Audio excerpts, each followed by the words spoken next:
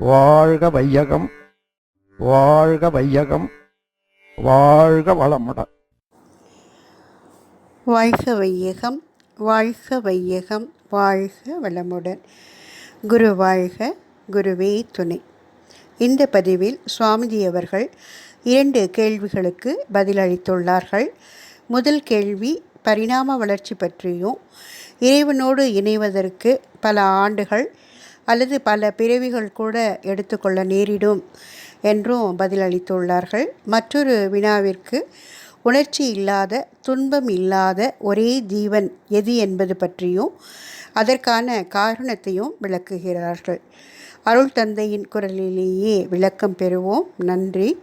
வாழ்க. வளர்ச்சியில் இறுதியாக வந்தது மனிதன். அப்படி எனில் இன்றைய காலம் மட்டும் ஓரறிவு முதல் 6 அறிவு வரை உலக நடப்பில் உள்ளனவே. அப்படி எனில் பரிணாமம் முடிந்து விட்டதா?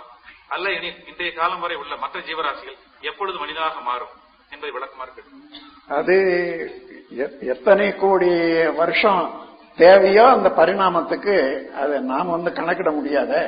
இவன் எவ்வளவு வேகமா போறான், எவ்வளவு வேகமாக செயல்ல அல்லது அறிவுல உயர்றான்ன்றது அவங்கவுங்க இதை பொறுத்தத்தானே, சூழ்நிலையை பொறுத்தது.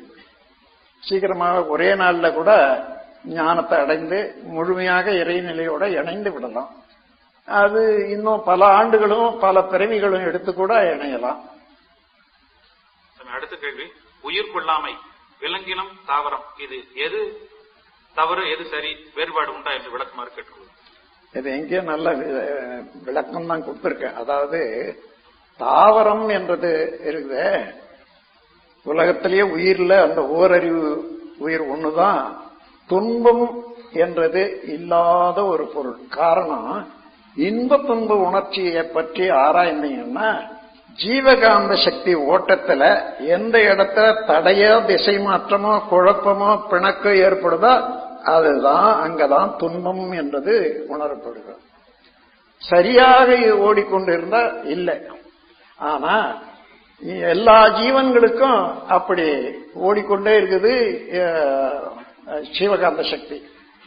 அதே போல தாவரங்களுக்கு ஓடிக்கொண்டே இருந்தாலும் சில இடங்கள்ல நீங்க வெட்டுறீங்க அல்லது புட்டு போட்டுறீங்க அல்லது கிள்றீங்க.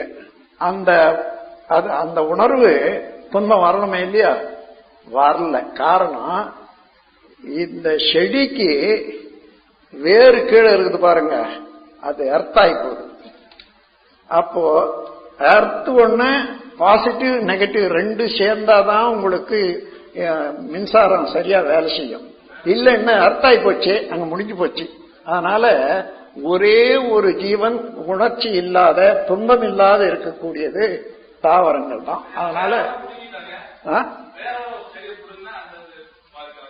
வேரோட செடியை பிடுங்கும் போது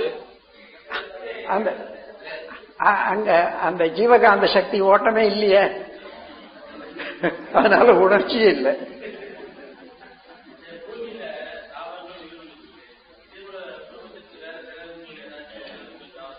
அதுதான் இந்த 5 பஞ்சபூதங்கள் இருந்து ஒன்று பாதுகாத்துக் கொள்ளக்கூடிய அளவுக்கு ரேஷியோவோ அமையுமேயானால் அந்த இடத்துலதான் ஜீவனாக உற்பத்தி பண்ண முடியும்.